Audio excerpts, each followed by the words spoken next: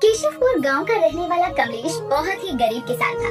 उसकी पत्नी और 2 बेटियों की जिम्मेदारी उसी पर थी। घर का खर्चा चलाने के लिए वो अपनी छोटी सी जमीन पर खेती किया करता था, लेकिन खेती में उसकी आमदनी कम और लागत ज्यादा लगती थी, जिसके कारण उसका गुजारा बहुत मुश्किल से हो रहा था। एक रोज उसकी पत्नी कविता कहती है, सुनिए जी, खेती करने से तो कोई फायदा नहीं हो रहा, आप कोई दूसरा काम क्यों नहीं करते? कविता, सब्र रखो, सब ठीक होगा। और वैसे भी मुझे खेती के अलावा और कोई काम कहाँ आता है। और तुम देखना, इस बार मैं अपने खेत में गेहूं चावल की जगह फूल गोभी की खेती करूँगा। फूल गोभी की खेती? पर क्यों? अचानक अनाज छोड़कर आप सब्जी की फसल क्यों उगाना चाहते हैं? क्योंकि मंडी में फूल गोभी के भाव बढ़े हुए हैं, इसीलिए फूल गोभी की खेती करना हमारे लिए फायदेमंद होगा। मुझे आप पर पूरा भरोसा है जी। ठीक है, फिर अब से फूल गोभी की खेती करने में मैं भी आपकी मदद करूंगी। कमलेश इस बार अपने खेत में फूल गोभी की खेती करने के लिए गांव के एक सेठ से पैसे उधार लेता है और बहुत मेहनत करके अपने खेत में फूल गोभी की फसल उगाता है। लेकिन फूल गोभी तैयार होने से पहले ही उसमें कीड़े लग जाते हैं और देखते ही देखते सारी फूल गोभी की फसल बर्बाद हो जाती है। अपनी बर्बाद फसल को देखकर कमलेश बहुत दुखी और निराश हो जाता है। हे भगवान, सारी फूल गोभी की फसल बर्बाद हो गई। अब मैं क्या करूं? इसके लिए मैंने इतना कर्जा लिया था, उसे कैसे चुकाऊंगा? मेरी तो सारी मेहनत पर पानी फिर गया। अजी शांत हो जाइए, अब होने को कौन टाल सकता है? पापा, पापा, आप दुखी मत हो। हाँ पापा, आप दुखी मत हो, घर चलो ना पापा। चंदा और मीना अपने पिता के आंसू पोंछती हैं। रात के समय कमलेश के घर में अन्न का एक दाना नहीं था। इसी तरह कविता अपनी दोनों बेटियों को सुला देती है और कुछ देर में उसकी भी आंख लग जाती है। आधी रात के समय अपनी पत्नी और बेटियों को कमलेश आखिरी बार देखते हुए घर से बाहर निकल गए। रात के अंधेरे में गांव की नदी पर जाकर छलांग लगाते हुए खुद को खत्म कर लेता है। सुबह जब कविता की आंख खुलती है तो कमलेश उसे अपने बिस्तर पर नहीं मिलती। जैसे ही वो घर के बाहर जाते हैं तो गांव में रहने वाला गुल्लू भागते हुए वहाँ आता है। कविता भाभी, गांव की नदी के किनारे कमलेश भैया की लाश मिली है। क्या? कविता भागते हुए गांव की नदी के पास पहुंचती है और उसके पीछे उसकी बेटियां भी आती हैं। कमलेश की लाश को देखकर वो फूट फूट कर रोने लगती है। हे भगवान, ये आपने क्या किया? अब हमारा क्या होगा? आप हमें ऐसे छोड़कर नहीं जा सकते जी। बाबा, बाबा उठो ना बाबा। हाँ, पापा ऐसे भीगे हुए क्यों हैं? इन्हें बोलो ना, उठिए बाबा। कमलेश के आत्महत्या करने के बाद तो जैसे कविता की दुनिया ही उजड़ गई थी और अपनी दोनों बेटियों की जिम्मेदारी उसी पर थी। साथ ही कर्जदार भी उसे परेशान करने लगे थे। अब वो अपनी दोनों बेटियों की जिम्मेदारी और घर का खर्चा चलाने के लिए दूसरों के घरों में काम करके अपना गुजारा करती थी। समय बीतता है, धीरे धीरे कविता की दोनों बेटियां बड़ी हो जाती है। अपनी माँ की मदद करने के लिए वो अपनी माँ के साथ सेठ के घर पर काम करने लगती है। एक रोज घर की सफाई करते हुए चंदा टीवी देखने लगती है तो सेठानी उसे आकर टोकती है। अरे क्यों रे, यहाँ काम करने आई है या टीवी को निहारने? क्यों मेरा फालतू का बिजली का बिल फूक रही है? माफ करना सेठानी जी, टीवी चल रहा था तो बस नजर चली गई और तो बैठ गई अपना मनोरंजन करने। कविता, अरे ओ कविता। सेठानी के बुलाने पर कविता रसोई से जल्दी ही बाहर आती है तो सेठानी दोनों माँ बेटी को सुनाती है। दोनों सर झुकाए सेठानी की सारी खरी खोटी सुनते हैं पर पलटकर जवाब नहीं देती। तभी दरवाजे पर दस्तक होती है तो चंदा दरवाजा खोलती है और बाहर सामान लिए सेठानी का बेटा खड़ा था जो शहर से वापस आया था और चंदा को देखते ही उसकी नजर चंदा पर टिक जाती है। जी, आप कौन? किससे मिला है आपको? अरे नास बेटी, ये तेरी छोटी सीट है, चल परे हट। मेरे लाल, कैसा है तू? कितने दिनों बाद शहर से लौटा है? माँ मैं ठीक हूँ, बड़ी प्यास लगी है, पहले पानी पिला दो। हाय हाय निकम्मी, खड़ी क्यों है? जा ठंडा पानी ला। जी सेठानी जी, अभी लाई। चंदा रसोई की ओर जा रही थी पर तभी पंकज की नजर चंदा को ही घूरती है। शाम को कविता और चंदा अपने घर में लौटते हैं जहाँ मीना खाना बना रही थी और चूल्हे से उसका हाथ जल जाता है। हे भगवान, जला लिया ना तूने अपना हाथ, चल डॉक्टर के पास। माँ मैं ठीक हूँ, खाना बनाते हुए थोड़ा बहुत तो होता ही ये सब, आप चिंता मत करो, ये ठीक हो जाएगा। डॉक्टर के पास जाकर क्यों बेकार का खर्चा करना? हे भगवान, ये कैसी जिंदगी हो गई है? एक पैसा खर्च करने से पहले भी सोचना पड़ता है। तू ठंडे पानी से हाथ धो ले, जा खाना मैं बना लेती हूँ। नहीं माँ, आप और दीदी तो अभी तक कर आए हो, फिर चूल्हे चौकी में लग जाओगे। रहने दो, मैं कर लेती हूँ, बस रोटी ही तो पकानी है। कुछ ही देर में तीनों माँ बेटी मिलकर खाना खाती है और अगले दिन कविता अपनी बेटी के साथ सेठानी के घर काम पर पहुँच जाती है। चंदा अपने कामों में लगी होती है। वहीं सेठानी का बेटा पंकज उसके आसपास ही बैठा रहता है और उसे घंटों घूरकर देखता है। चंदा को उसकी नजर कुछ ठीक नहीं लगती, इसीलिए वो अगले दिन तबीयत ठीक न होने का बहाना बनाकर काम पर नहीं जाती। पंकज को सुबह की चाय देने के लिए चंदा की जगह जब कविता आती है तो पंकज कहता है, अरे तुम चाय लेकर क्यों आई हो? तुम्हारी बेटी, मेरा मतलब चंदा कहाँ है? छोटे सेठ जी, वो बात ऐसी है कि मेरी बेटी की थोड़ी तबीयत खराब है, इसलिए वो आज काम पर नहीं आई। अचानक क्या हो गया तेरी बेटी को? सच में बीमार है या काम न करना पड़े इसीलिए बहाना बनाकर घर बैठ गई? नहीं सेठानी जी, आप तो जानती हैं मेरी चंदा कितनी मेहनती है, वो कभी बिना बात के छुट्टी नहीं करती। ठीक है, जा नाश्ते की तैयारी कर, तेरे सेठ उठ गए। ठीक है सेठानी जी।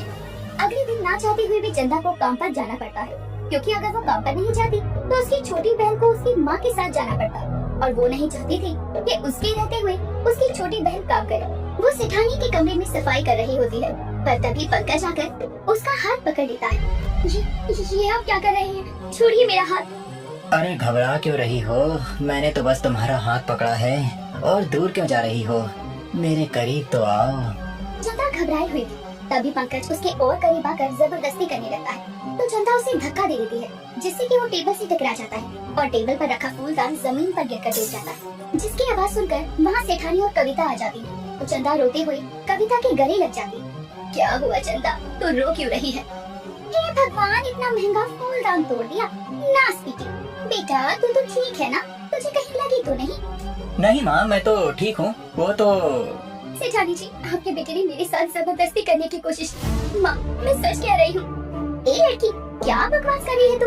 ये मेरे बेटे पर गलत इल्जाम लगा रही है। मेरा बेटा ऐसा नहीं कर सकता। क्यों पंकज? इससे पहले कि पंकज कुछ कहता, तभी वहाँ सेठ आ जाते हैं और पंकज के पसीने छूटने लगते। मैं सच कह रही हूँ सेठ जी, इसीलिए ही मैंने उन्हें धक्का भी दिया। सेठानी, सेठ जी, मेरे बेटे इतना बड़ा झूठ नहीं बोल सकते। अरे ये सब क्या हो रहा है आखिर? अपने पति के वहाँ से जाने के साथ अपने बेटे की चुप्पी देखकर सेठानी समझ जाती है कि चंदा जो कुछ कह रही है वो सच है, लेकिन अपने बेटे को बचाने के लिए वो सेठानी चंदा पर ही चोरी का इल्जाम लगा देती है। अरे चुप करने कमी, एक तो कमरे में आकर चोरी करती है, ऊपर से मेरे ही बेटे पर गलत इल्जाम लगा रही है। चोरी नहीं सेठानी जी, मैंने कोई चोरी नहीं की, मैं सच कह रही हूँ, मेरी बात का यकीन करो। आप क्यों झूठ बोल रही हैं? झूठ तो ये बोल रही है पिताजी। ये माँ के कमरे में चोरी करने गई थी। जब मैंने इसे रंगे हाथों पकड़ लिया तो ये उल्टा मुझ पर ही गलत इल्जाम लगा रही है। देखा जी, अब क्या हमारा बेटा हमसे झूठ बोलेगा? मैंने सोचा भी नहीं था कि मेरे घर में काम करने वाली तुम माँ बेटी ऐसी हरकत करोगी। सेठ जी, हमने कुछ गलत नहीं किया, मेरी बेटी ने कोई चोरी नहीं की है, हमारी बात का विश्वास कीजिए। इसका फैसला तो अब पंचायत में होगा। इस मामले को सिर्फ गांव की पंचायत में लेकर जाता है, जहां सभी सेठ के परिवार का समर्थन करते हैं, और सजा के तौर पर कविता और उसकी 2 बेटियों को गांव से निकाल दिया जाता है। मजबूर कविता अपनी बेटियों के साथ दूसरे गांव में जाकर रहने लगती है, जहां वो घर चलाने के लिए अपनी बेटियों के साथ एक चाइनीज ढाबे पर काम करने लगती है। तीनों ही पूरी मेहनत से ढाबे पर काम किया करती। कविता ढाबे पर आए लोगों को खाना परोसती, तो वहीं उसकी दोनों बेटी खाना बनाती और बर्तन साफ करने का काम करती। रोज चाइनीज खाने को बनता हुआ देखकर मीना ढाबे पर मंचूरियन बनाना अच्छे से सीख जाती। सब ठीक चल रहा था, लेकिन ढाबे के मालिक की नजर कविता की दोनों बेटियों के प्रति कुछ ठीक नहीं थी। एक बार मेरी चंदा के साथ जो हुआ, उसे मैं अपनी दोनों बेटियों के साथ फिर से नहीं होने दे सकती। इस काम से ज्यादा मुझे मेरी बेटियों की फिक्र है। अपनी बेटियों की सुरक्षा के चलते कविता उस ढाबे से अपनी पगार लेकर काम छोड़ देती है और अपनी सालों की जमा पूंजी से एक खेत खरीदती है, जिसमें वो अपनी बेटियों के साथ मिलकर फूल गोभी की खेती करती है। अच्छी फसल होने पर वो कुछ फसल मंडी में अच्छे दामों पर बेच देती है, तो वहीं कुछ फूल गोभियों से मीना चाइनीज मंचूरियन बनाती है और अपनी माँ और बहन को खिलाती है। ये तो बहुत ही अच्छे मंचूरियन बनाए हैं तूने मीना। हाँ बेटी, ये बहुत स्वादिष्ट है। माँ, मैं सोच रही थी कि क्यों ना मैं मंचूरियन बनाकर बेचना शुरू कर दूं। ये तो अच्छा विचार है, मैं भी इसमें तेरी मदद करूंगी। अब एक तरफ वो फूल गोभी की खेती किया करती, तो वहीं दूसरी तरफ मीना और चंदा मंचूरियन बनाकर बेचने लगती है। लोगों को उनके बनाए मंचूरियन बहुत पसंद आते हैं और धीरे धीरे फूल गोभी की खेती और मंचूरियन बेचकर वो अच्छी खासी कमाई करने लगते हैं, जिससे और कुछ समय बाद ही एक अच्छा सा घर खरीदते हैं, साथ ही मंचूरियन की दुकान भी बड़ी कर लेते हैं। इस तरह तीनों माँ बेटी अपनी मेहनत और कड़े संघर्ष से अपनी आर्थिक स्थिति को पटरी पर ले आते हैं और एक खुशहाल जीवन जीने लगते हैं। सब्जियां तो सबको पसंद होती है, पर क्या हो दोस्तों, जब आपकी पसंदीदा सब्जी का गांव हो तो आप उसमें रहना चाहोगे या फिर वहां से भागना चाहोगे? चलिए जानते हैं। देश के किसी कोने में पगलापुर नाम का एक सुंदर सा गांव था, जहाँ के लोग आपस में मिलकर रहा करते और लड़ते झगड़ते भी थे। उस गांव की खास बात तो ये थी कि वहाँ गोभी की पैदावार बहुत अधिक थी। एक दिन झुमरी अपने घर में खाना बना रही होती है, तभी उसका बेटा राजू आकर पूछता है, माँ क्या बना रहे हो आप? अरे ये भी कोई पूछने की बात है का? आज हम तो हार खाते गोभी के पराठे और गोभी का अचार और गोभी का चोखा बनाए हैं। जाओ माँ, मुझे आपसे बात नहीं करनी। आपने गोभी का हलवा तो बनाया ही नहीं। अरे मेरे फूल गोभी जैसे बेटी, काहे नाराज होवत है? तोहरे लिए हमने गोभी पाक मिठाई भी तो बनाई है ना। राजू ये सुनकर खुश होते हुए बच्चों के साथ खेलने निकल जाता है। पगलापुर गांव के लोगों का मानसिक संतुलन तो ठीक था, पर गोभी का संतुलन तो खराब था। वहाँ गोभी की पैदावार बहुत ज्यादा थी, इसीलिए वहाँ लोग गोभी ही पहनते, गोभी ही खाते और गोभी के ही बने हुए घरों में रहा करते। उसी गांव में धनी राम नाम का एक जमींदार था, जिसने कि अपने बच्चे मोहित को पढ़ने के लिए बचपन में ही शहर भेज दिया था। आज धनी राम बहुत खुश था, क्योंकि धनी राम का बेटा मोहित शहर से गांव वापस आ रहा था, जो कि शहर में एक बड़ा साइंटिस्ट बन चुका था। ये क्या है मोहित? इतनी सारी गोभी, गोभी के घर, कपड़े, गोभी का झूला। अरे यार, मैं तो खुद इस गांव में बचपन के बाद अब आ रहा हूँ। चलो घर चलकर पिताजी से पूछते हैं। अब मोहित और आशा जैसे ही धनी राम के घर जाते हैं, धनी राम के नौकर दोनों को फूल गोभी की गोभी माला पहनाकर उनका स्वागत करते हैं, जो कि बड़ी भारी थी। पिताजी ये क्या है? वही तो मैं पूछ रहा हूँ, ये क्या है? कौन है ये लड़की जो तेरे साथ आई है? जी पिताजी, हम दोनों एक ही कंपनी में काम करते हैं और एक दूसरे से प्यार करते हैं, तो मैं आशा को आपसे मिलवाने ले आया। ये बदबू, ये बदबू। माफ करना, वो गोभी खाने से थोड़ी गैस हो गई थी। धनी राम को आशा पसंद आती है और वो दोनों के रिश्ते को मंजूरी दे देता है और आशा धनी राम के घर में रहने लगती है। पर सबके गोभी के इस्तेमाल से अब उसे चिढ़ होने लगी थी और वो एक दिन मोहित से कहती है, मोहित, मैं इतनी गोभी नहीं खा सकती। हम कैसे साइंटिस्ट हैं, हमें कुछ करना चाहिए। ये लोग तो गोभी के बिना मर जाएंगे और you know what? I just hate गोभी। अरे आशा, हमको क्या ही लेना, हम यहाँ कुछ दिन के लिए आए हैं, फिर शहर चले जाएंगे, इतना क्या सोचना। मोहित ये बोलकर चला जाता है, लेकिन वहीं आशा भी बाहर घूमने निकल जाती है और वो देखती है कि धनी राम के घर काम करने वाली झुमरी अपने पल्लू में कुछ छुपाए ले जा रही थी और आशा उसका पीछा करते हुए उसके घर तक आ जाती है। हेलो मिस, क्या छुपा रही हो? बताओ बताओ, वरना मैं धनी राम अंकल को बता दूंगी। अरे ना मैम साहब, ही ना करना, वरना सेठ जी हम लोगों को गांव से निकलवा देंगे। वो हमारे मर्द ने शहर से डाक के जरिए हमारे लिए ये आम भेजाया है, इसी को छुपाए रहे। इस गांव में बस गोभी का ही इस्तेमाल होता है ना, बाकी खाने पर पाबंदी है। अब आप बताइए गोभी कब तक खाएं? हमारा गुलाब जैसा फिगर भी एक गोभी खा खा के गेंदा का बन गया है। तो आप कुछ करते क्यों नहीं? आप लोग गोभी खाते ही क्यों हो? हे गोभी मैया, ये क्या कह दिया आपने? हे गोभी मैया, इको माफ कर देना, इको समझ नहीं है, शहरी छोरी है। झुमरी ये बोलकर आशा को अपने घर में खींचकर दरवाजा बंद कर देती है और कहती है, मैडम, ये मान्यता है कि गांव माँ सूखा पड़ा रहा और तब गोभी माता ने साक्षात प्रकट होकर गोभी उगाने का आशीर्वाद दिया। तब से ना ये गांव में गोभी ही उगत है और आप ऐसे बोलेंगे तो गोभी माता का क्रोध हमें देखने को मिलेगा। कहीं ऐसा ना हो कि गोभी पे हाथ से चली जाए। What rubbish! ऐसा कुछ नहीं होता। मैं आपको कोई और सब्जी इसी जमीन पर उगा के दिखाऊंगी। Wait and watch. Wait and watch. Wait, हमारा वेट एक गोभी खाने से लगता है फिर से बढ़ गया है। गोभी के पराठे धनी बंद करने पड़ेंगे। आशा अब वहाँ से चली आती है और ये सारी बात मोहित को आकर बताती है, जिसके बाद दोनों बिना किसी को बताए टमाटर के बीज मंगाते हैं और उसे धनी राम के जमीन पर बो देते हैं, जहाँ कुछ दूरी पर गोभी भी उगी थी। दरअसल धनी राम को भी गोभी बहुत पसंद थी, या यूँ कहें कि गोभी खा खा कर आदत हो गई थी। मोहित और आशा को जमीन में टमाटर के बीज बोते देखकर धनी राम शौक में आ जाता है और कहता है, ये तुम क्या कर रहे हो मूर्खों? जानते हो ना इस गांव पर गोभी माता का आशीर्वाद है। अगर कोई और सब्जी उगाई तो हमारा गांव नष्ट हो जाएगा, और हमारे गांव पर से अगर गोभी माता ने अपना आशीर्वाद हटा लिया तो हम क्या करेंगे? पिताजी ऐसा कुछ भी नहीं होता है, आप हमें एक बार सब्जी उगाने तो दीजिए। ठीक है, लेकिन अगर कुछ भी आश्चर्यचकित हुआ तो तुम ऐसा फिर कभी नहीं करोगे। मोहित और आशा धनीराम की इस बात को मान जाते हैं, जिसके बाद अगले कुछ दिनों में जमीन पर टमाटर तो नहीं उगते, पर जमीन के पास जो गोभी उगी थी वो भी खराब हो जाती है, जो कि धनीराम ने ही की थी। देखा तुम्हारी वजह से क्या हुआ, टमाटर तो उगा नहीं, हमारी गोभी की फसल भी बर्बाद हो गई। ये बदबू कहाँ से आ रही है? छी! हमसे आ रही है। वो आज सुबह गोभी के पराठे बड़े स्वाद लेकर खाए, इसलिए अब आज के बाद वादे अनुसार तुम लोग गांव में गोभी के अलावा कुछ उगाने की जिद नहीं करोगे, समझे तुम? धनीराम ये बोलकर चला जाता है और तभी बारिश का मौसम भी आता है। मोहित टहलते हुए बिरजू से मिलता है, जो कि उसके पिता के यहाँ काम करता था, और गोभी पर कीड़े लगे देखकर कहता है, अरे काका, ये गोभी पर तो कीड़े लग गए हैं, अब आप इनका क्या करेंगे? अरे करना क्या है, कुछ जानवरों को खिला देंगे और कुछ फेंक देंगे। हम रोज गोभी खाते हैं और जो बच जाती है फेंक देते हैं। ओह, ऐसी बात है। लेकिन ये तो फसलों का नुकसान है, अगर आप इतनी गोभी बर्बाद करते रहोगे तो ये कितना गलत है। आपने इस बारे में कोई कदम उठाने की कभी सोची नहीं क्या? क्या करें साहब, ये सब तो इस मिट्टी का करिश्मा है, बस गोभी की उपज देती है और गोभी खाकर ही हमारा गुजारा होता है। बिरजू ये बोलकर चला जाता है और मोहित कहता है, मिट्टी का करिश्मा? अरे हाँ, याद आया, मिट्टी। मोहित ये बोलकर थोड़ी मिट्टी उठाकर अपनी जेब में भर लेता है, और उसे ये करते देखकर तो उसे झुमरी कहती है, इस शहर के दोनों लोग बुराए गए हैं। एक मैडम है कि गोभी उगाने की मना करत है, और इस साहब है कि जेब में मिट्टी भरत है। फिर हमको का, हम तो चले अपने घर गोभी की खीर बनाने।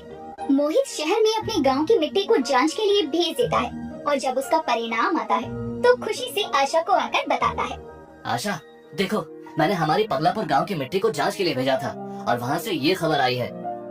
इसका मतलब तुम्हारे गांव की जमीन में वो मिनरल्स है, वो पार्टिकल्स है, जिससे तुम और भी ज्यादा तादाद में गोभी उगा सकती हो।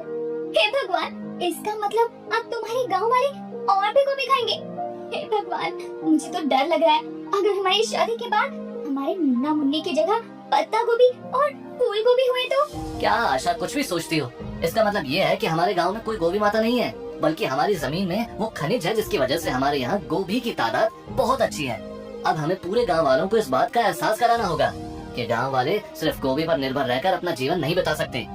मोहित और आशा ठान लेते हैं कि अब वो इस समस्या का समाधान करके रहेंगे, जिसकी शुरुआत आशा झुमरी के घर एक लाल साड़ी पहनकर जाकर करती है। झुमरी जी, मेरी लाल साड़ी तो देखिए, इतनी बढ़िया लग रही है ना। पता है, मेरे पास तो लाल, पीली, नीली सब रंग की साड़ी है, पर मुझ पर तो काला रंग ना ज्यादा जचता है। खैर, आपको क्या पता, आप तो गोभी की साड़ी पहनते हैं, जो कि कभी भी कीड़े लग जाते होंगे। खैर, मैं तो चली। झुमरी आशा की साड़ी देखकर जल भुन जाती है, जिसके बाद वही मोहित भी पान खाते हुए धनीराम से कहता है, वाह क्या पान है, खाकर मजा आ गया। इसकी सुपारी, उसका कत्था। पिताजी आप तो पान भी गोभी के खाते होंगे ना? हाँ, तो क्या हुआ, गोभी हमारी शान है। हाँ हाँ, जिससे हम सब परेशान है। क्या कुछ कहा तुमने? अरे नहीं नहीं पिताजी, आप खाओ गोभी, मैं तो चला। कुछ दिन में मैं और आशा शहर निकल जाएंगे और आप अपनी गोभी की दुनिया में ही रहना। मोहित जाते हुए एक पान टेबल पर रख जाता है, जिसे मोहित के जाते ही धनीराम खा लेता है। हाय हाय हाय हाय, सालों बाद पान खाया है, वरना गोभी खा खा कर तो ऊब गए थे। एक दिन धनीराम हद से ज्यादा गोभी खाता है और उसे गैस का दर्द उठता है। गांव में कोई अस्पताल नहीं था, इसीलिए मोहित उसे शहर के अस्पताल लेकर जाता है और डॉक्टर बताते हैं, जी देखिए, आप गोभी ज्यादा खाते हैं, जिससे आपके शरीर में एसिड फ्लो बनता है, तो और सब्जियां भी खाइए। डॉक्टर के जाने के बाद धनीराम रोने लगता है। अब मैं क्या करूं, ऐसे तो मैं मर जाऊंगा। जब हमारे गांव में गोभी के अलावा कुछ उगता ही नहीं तो खाए क्या? धनीराम के बोलते ही आशा और मोहित एक कागज उसके हाथ में देते हैं। ये लो पिताजी, आपकी समस्या का समाधान। अब क्या मैं कागज खाऊं? नहीं अंकल, ये एक कंपनी है जो कि आपसे गोभी खरीदना चाहती है। आपके गांव की जमीन में कुछ ऐसे पार्टिकल्स हैं, जिसकी वजह से गोभी की तादाद ज्यादा होती है। अगर आप गोभी को बाहर के लोगों को सप्लाई करेंगे तो उससे आपको पैसे मिलेंगे और आप बाकी के सामान खरीद सकते हैं। हाँ पिताजी, हमें कभी भी एक चीज पर निर्भर नहीं रहना चाहिए। कल को हमारे गांव की फसल में गोभी की अच्छी तादाद ना हुई तो हमें दिक्कत आ सकती है, और आपको ही देखें तो सिर्फ गोभी खाने से कितनी परेशानी हो गई। हाँ मोहित, तुम ठीक कह रहे हो, हमने ही अपने दिमाग में गोभी माता का वहम बैठा लिया था। अब से हमारा गांव कभी भी गोभी पर निर्भर नहीं रहेगा। धनीराम जमींदार होने के नाते अपने पूरे गांव में ऐलान कर देता है कि अब उनका गांव गोभी पर निर्भर नहीं रहेगा। वो लोग गोभी की खेती तो करेंगे, लेकिन उसका व्यापार बाकी शहरों में भी करेंगे, जिससे जो भी पैसे आएंगे वो उन पैसों से अपनी जरूरतमंद चीजों को खरीद सकेंगे। अब झुंडी नई नई साड़ियाँ पहनने लगती है, तो वही धनीराम अब नए नए पकवान खाकर कभी कभी गैस छोड़ दिया करता, और इस तरह पगलापुर गाँव अब गोभी पर आश्रित